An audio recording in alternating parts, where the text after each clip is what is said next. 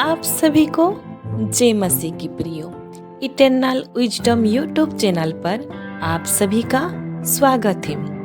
आज मैं यिर्मयाह नबी की कहानी के बारे में संक्षिप्त जानकारी लेके आई हूँ। इससे पहले प्रियो हम वीडियो को शुरू करें, आप हमारे चैनल को सब्सक्राइब करें और बेल आइकन को दबाना ना भूलिए। चलिए प्रियो, अब देरी ना करते हुए वीडियो को शुरू करते हैं।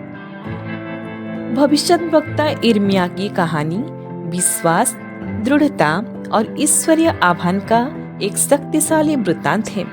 यिर्मयाह नबी को रोने वाले भविष्यद्वक्ता के रूप में जाने जाने वाले यिर्मयाह ने यहूदा के राज्य में एक भविष्यद्वक्ता के रूप में काम किया, जो कि 7वीं और 6वीं शताब्दी ईसा पूर्व के आसपास बेबीलोन के निर्वासन से ठीक पहले और उसके दौरान इसके सबसे उथल-पुथल भरे दौर में से एक था।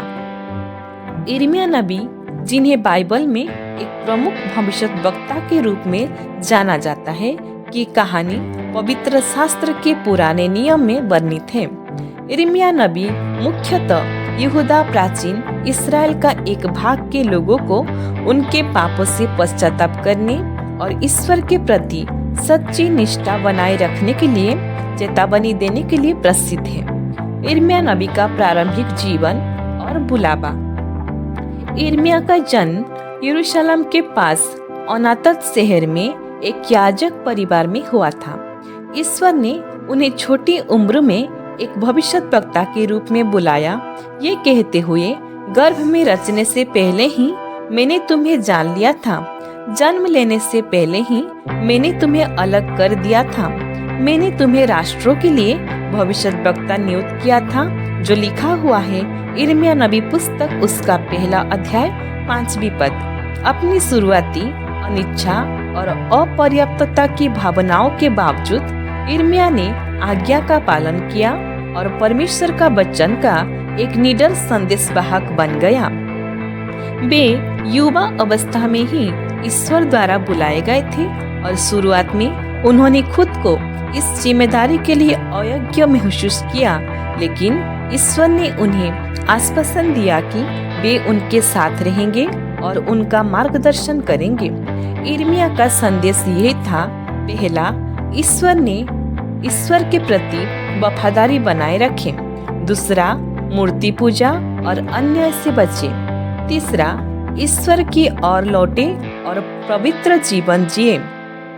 यिर्मयाह का मिशन यहूदा के लोगों को उनकी मूर्ति पूजा, अन्याय और वाचा के प्रति विश्वासघात के कारण परमेश्वर के आसन न्याय के बारे में चेतावनी देता था। उसने उन्हें पश्चाताप करने और परमेश्वर के प्रति वफादारी करने के लिए बुलाया, लेकिन उसके संदेश को अक्सर प्रतिरोध, उपहास और शत्रुता का सामना करना पड़ा। उसकी भविष्यवाणियों में मुख्य विषय शामिल हैं। पहला, आसन विनाश। यिर्मयाह ने भविष्यवाणी की कि यदि लोग पश्चाताप नहीं करेंगे तो यरूशलेम का पतन होगा और बेबीलोन के लोग मंदिर को नष्ट कर देंगे। दूसरा, निर्वासन और पुनर्स्थापना।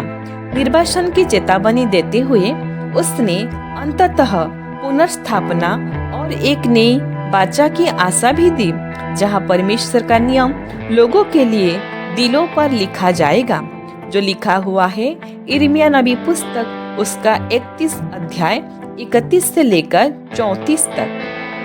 तीसरा, परमेश्वर की संग प्रभुता। उसने इस बात पर जोर दिया कि परमेश्वर राष्ट्र और इतिहासों को नियंत्रित करता है। चुनौतियों और पीड़ा जो यिर्मयाह के जीवन में आया था। यिर्मयाह को अपने मंत्रालय के दौरान बहुत सी चुनौतियों का सामना करना पड़ा। नेताओं और लोगों का विरोध, परमेश्वर के संदेश देने के लिए उसका मजाक उड़ाया गया, उसे पीटा गया और कैद किया गया। व्यक्तिगत संघर्ष। यिर्मयाह ने लोगों के पापों और उनके द्वारा देखी गई पीड़ा के कारण गहरा दुख, अकेलापन और पीड़ा का अनुभव किया। उनकी भावनात्मक प्रार्थनाएं, जिन्हें यिर्मयाह के स्वीकारोक्ति के रूप में जाना जाता है, उनकी मानवता और ईश्वर के साथ उनके घनिष्ठ संबंध को प्रकट करती है। उत्पीड़न। एक समय पर उन्हें एक कुंड में फेंक दिया गया और मरने के लिए छोड़ दिया गया, लेकिन बाद में उन्हें बचा लिया गया। यरूशलेम का पतन। यिर्मयाह की चेतावनियों के बावजूद यहूदा के लोगों ने पश्चाताप नहीं किया। 586 ईसा पूर्व में राजा नबूखदनेस्सर के नेतृत्व में बेबीलोनियों ने यिर्मयाह की भविष्यवाणी को पूरा करते हुए यरूशलेम और मंदिर को नष्ट कर दिया। कई लोगों को बेबीलोन में निर्वासित कर दिया गया, जबकि यिर्मयाह यहूदा में बचे हुए लोगों के साथ रहा। यिर्मयाह का जीवन और भविष्यवाणियां यिर्मयाह का पुस्तक और विलाप की पुस्तक में दर्ज है, जो यरूशलेम के विनाश का शोक मनाती है। ईश्वर के सत्य की घोषणा करने के प्रति उनकी अटूट आस्था और प्रतिबद्धता, चाहे उन्होंने कितनी भी बड़ी कीमत चुकाई हो, उन्हें आज्ञाकारिता और अचिलेपन का एक बेहतरीन उदाहरण बनाती है। मुख्य शिक्षाएं। ईश्वर के प्रति सच्चा पश्चाताप और वफादारी जरूरी है।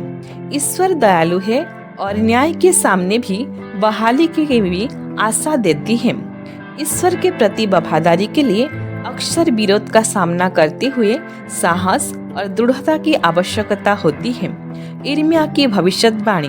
यिर्मयाह का संदेश मुख्य रूप से ईश्वर के न्याय और दया दोनों पर केंद्रित था।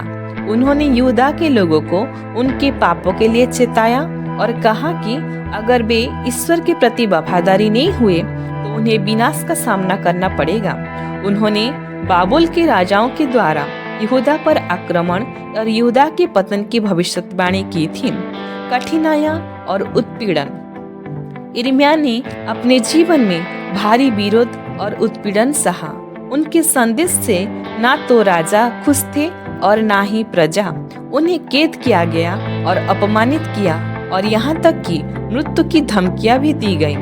एक बार उन्हें एक सूखे कुएं में फेंक दिया गया था, लेकिन बाद में उन्हें बचा लिया गया था। यिर्मयाह का प्रभाव। यिर्मयाह को रोने वाला नबी भी कहा जाता है, क्योंकि उन्होंने अपने लोगों की आत्मिक स्थिति और उनके आने वाले विनाश पर गहरा शोक व्यक्त किया है। उनकी भविष्यवाणियां न केवल उनके समय के लिए बल्कि आने वाले युगों के लिए भी महत्वपूर्ण मानी जाती है। यिर्मयाह की कहानी हमें सत्य का संदेशवाहक बनने की कीमत और ईश्वर के वादों के मिलने वाली आशा की याद दिलाती है। उनकी शिक्षाएं यिर्मयाह की पुस्तक और विलाप गीत में संकलित है। उनका जीवन ईश्वर के प्रति समर्पण, सत्य के लिए संघर्ष और कठिन परिस्थितियों में धैर्य का एक प्रेरणादायक उदाहरण है। ईश्वर इस छोटा सा जानकारी के द्वारा हम सभी को बहुतायत से आशीष दे।